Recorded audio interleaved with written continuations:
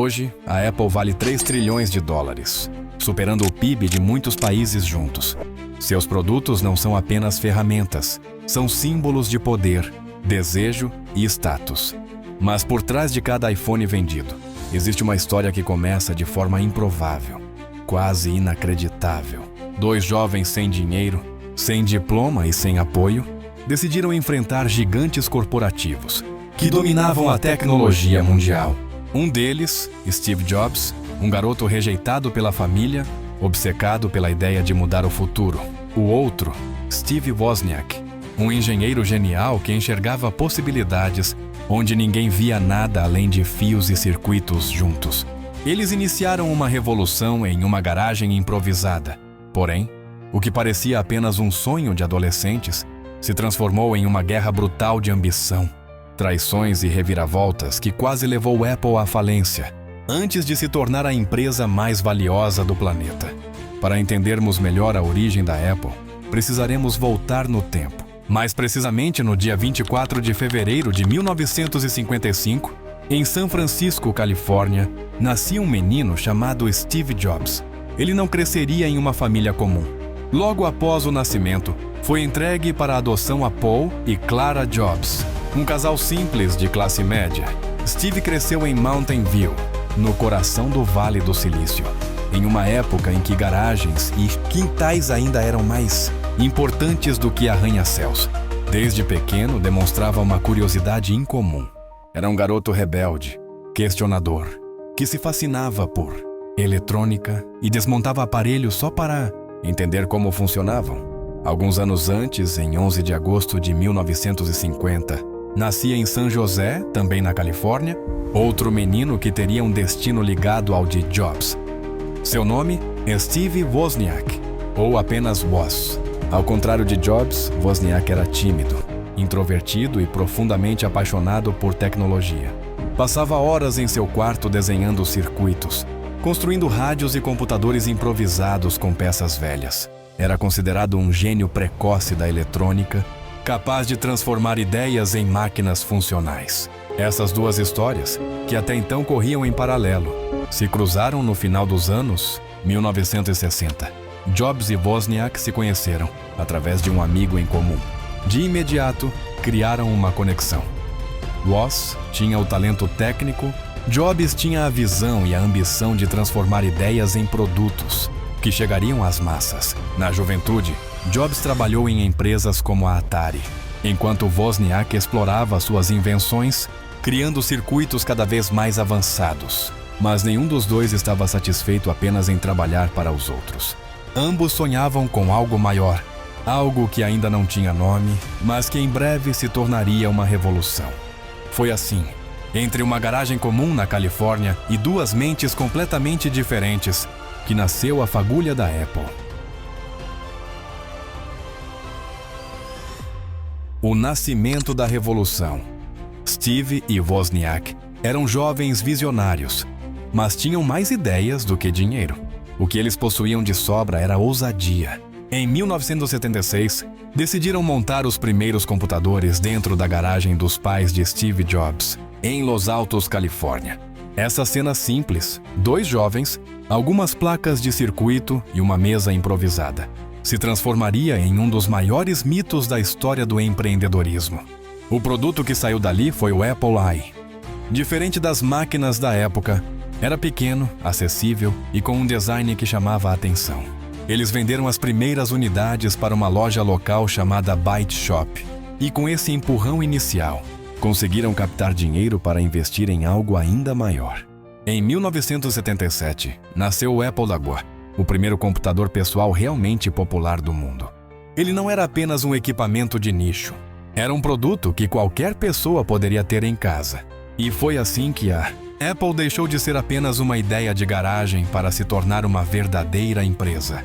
O sucesso parecia garantido, mas o que poucos sabiam era que os maiores desafios ainda estavam por vir.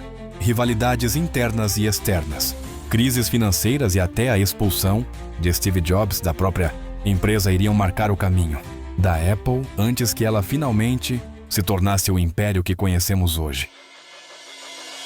O auge e a queda de Steve Jobs. O sucesso meteórico do Apple II deu à Apple uma visibilidade que nenhuma outra startup de tecnologia da época tinha conseguido. Em poucos anos, a empresa saiu de uma garagem para abrir capital na Bolsa de Valores, em 1980. A estreia foi um verdadeiro espetáculo. Investidores faziam fila para comprar ações e a Apple se tornou uma das companhias mais valiosas dos Estados Unidos da noite para o dia. Steve Jobs, ainda jovem, já era milionário. Mas no coração de Jobs, não era o dinheiro que o movia, era a ambição de mudar o mundo. Foi nesse espírito que nasceu o projeto do Macintosh. Jobs queria criar um computador diferente de tudo que já existia. Simples, intuitivo e acessível. Uma máquina que qualquer pessoa poderia usar sem precisar entender de códigos complexos. Ele acreditava que o Macintosh seria a chave para colocar a tecnologia nas mãos das massas. A campanha de marketing para o lançamento foi histórica. No Super Bowl de 1984, a Apple apresentou um comercial que ficou marcado para sempre, inspirado no livro 1984 de George Orwell. O vídeo mostrava a Apple como a rebelde que libertaria o mundo do controle autoritário da IBM. Foi ousado, foi revolucionário e funcionou. O nome Apple estava gravado para sempre na cultura popular. Mas por trás do brilho e da ousadia, as rachaduras começavam a aparecer. O Macintosh não vendeu tão bem quanto esperado. Apesar da inovação, era caro e limitado. A pressão sobre Steve Jobs aumentava, e seu estilo de liderança, muitas vezes duro e explosivo, gerava conflitos dentro da empresa. Ele era um visionário, mas também impaciente e exigente ao extremo. Muitos funcionários o idolatravam, outros o temiam. E, dentro do conselho administrativo, sua presença passou a ser vista como um problema. Em 1985, o impensável aconteceu. Após uma série de disputas internas, Steve Jobs foi afastado da Apple, a empresa que ele próprio havia fundado. Para o mundo, parecia um escândalo. Como o gênio por trás da criação, poderia ser expulso de sua própria companhia? Mas para os executivos da época, aquilo era necessário para salvar a Apple de si mesma. Jobs saiu da empresa devastado, mas não derrotado. Ele fundou uma nova companhia chamada Next e, ao mesmo tempo, investiu em um pequeno estúdio de animação chamado Pixar, que mais tarde revolucionaria o cinema com Toy Story. Enquanto isso, a Apple sem Jobs começava a perder brilho. A concorrência se fortalecia e a empresa que um dia havia simbolizado inovação começou a ser vista como uma marca em declínio. Era uma reviravolta digna de um drama. De herói a forasteiro, Steve Jobs estava fora do palco principal. Mas mal sabiam os críticos que essa queda não seria o fim, e sim o início de um retorno que mudaria não só a Apple, mas também o mundo inteiro. O declínio da Apple. A saída de Steve Jobs em 1985 deixou um vazio impossível de preencher. A Apple, que havia sido sinônimo de ousadia e inovação, começou a perder sua identidade. Os novos líderes tentaram seguir um caminho mais tradicional, focando em manter a empresa estável e previsível, mas o que conseguiram foi exatamente o oposto: uma Apple sem alma. Durante os anos finais da década de 80 e ao longo dos anos 90, a companhia lançou uma sequência interminável de produtos que não conseguiam empolgar o mercado. Modelos de Macintosh eram lançados e substituídos em ritmo frenético, muitas vezes sem grandes novidades. Os consumidores, antes fascinados pela visão de Jobs, agora viam máquinas caras, confusas e sem propósito claro. A concorrência não perdoou.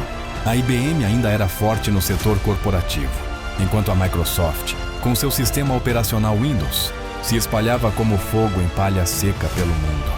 O que Jobs mais temia, que a Apple fosse engolida por gigantes, parecia estar se concretizando. Os resultados financeiros começaram a despencar. A Apple acumulava prejuízos milionários e os jornais estampavam manchetes sobre sua possível falência. Críticos apontavam que a empresa havia perdido completamente a direção. O que um dia fora a companhia que inspirava sonhos, agora era vista como um navio à deriva.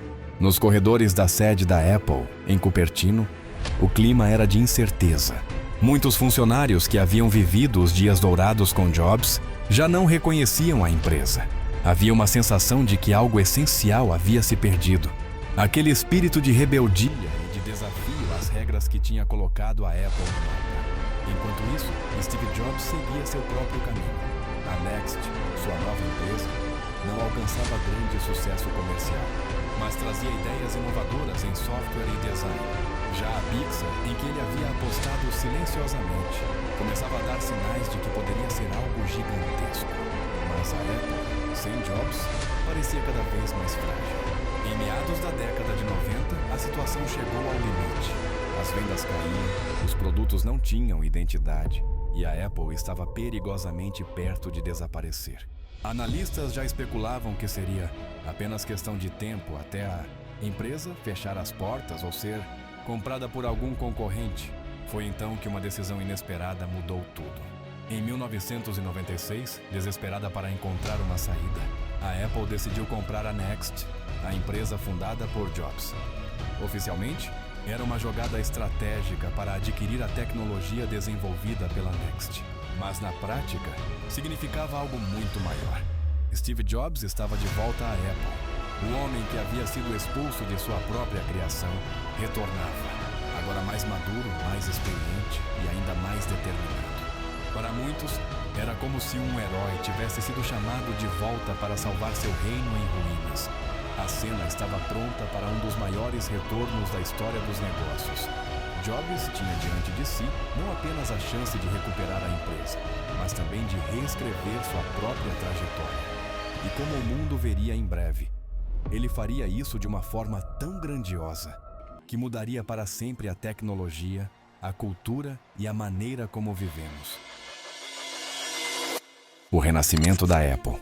O retorno de Steve Jobs à Apple em 1997 foi mais do que um simples reencontro entre criador e criatura. Era o início de uma revolução. Jobs encontrou uma empresa debilitada, com uma linha de produtos confusa e um futuro incerto. Mas ele tinha algo que os outros não tinham, uma visão clara do que a Apple poderia ser. Sua primeira decisão foi cortar drasticamente a quantidade de produtos. Para Jobs, a Apple precisava de foco. Em vez de dezenas de modelos semelhantes competindo entre si, a empresa deveria apostar em poucos produtos, mas que fossem revolucionários. Essa estratégia ousada devolveu clareza ao time e deu à Apple um novo rumo. Em 1998, o mundo conheceu o primeiro fruto dessa nova era, o iMac.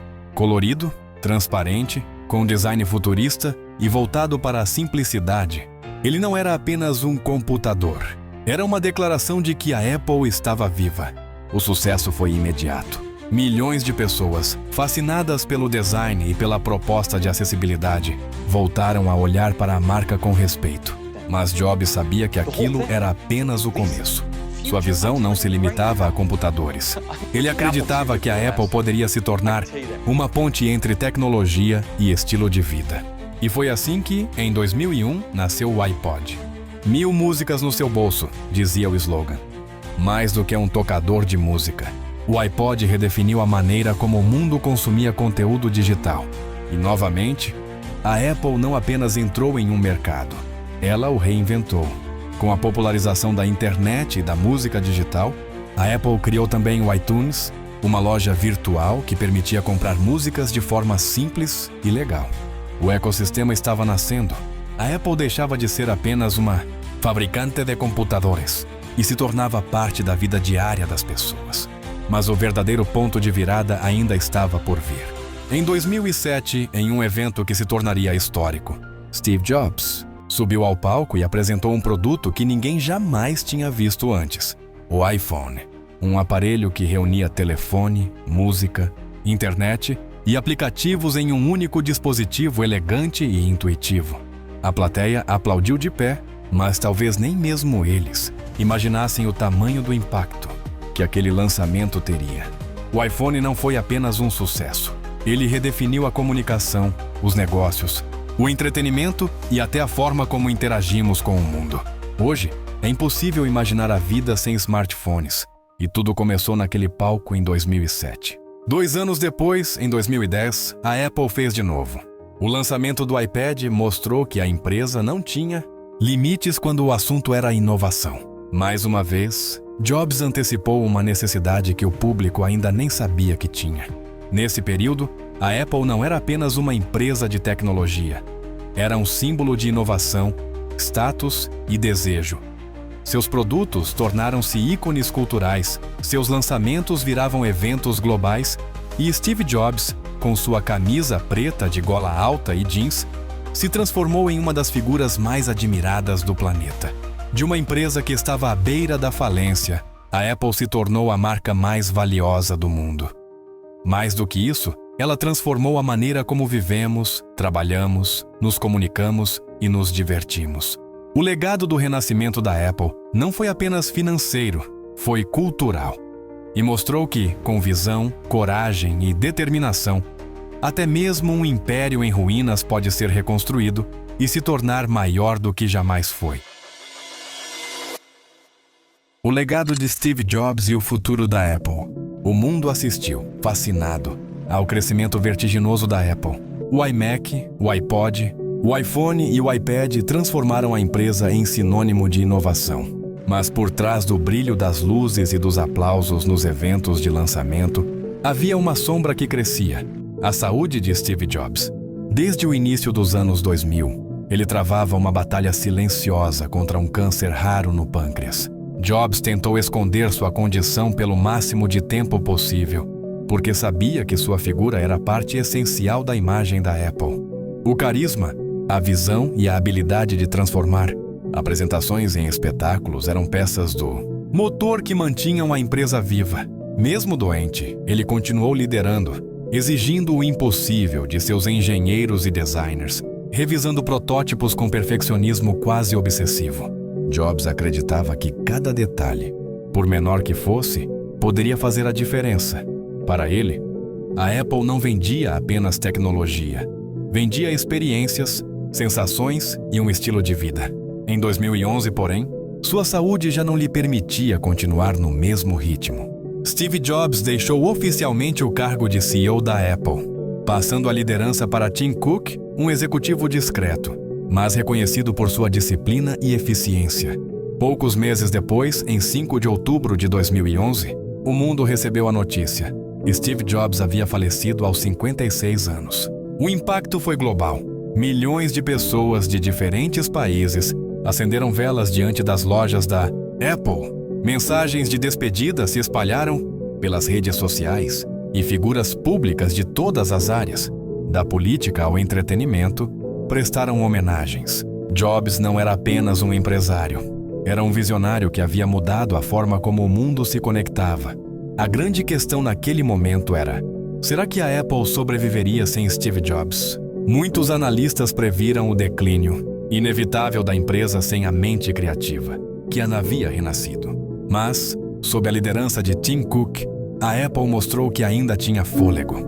Nos anos seguintes, a empresa continuou lançando novas versões do iPhone, expandiu os serviços digitais com a Apple Music e o iCloud e se aventurou em novas áreas, como os wearables com o Apple Watch.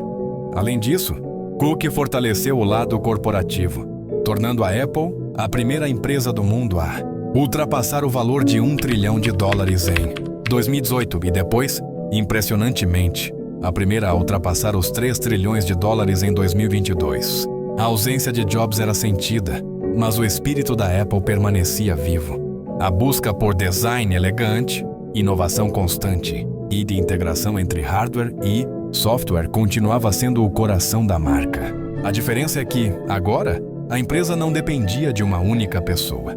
A cultura que Jobs criou havia se enraizado. Hoje, a Apple não é apenas uma fabricante de dispositivos.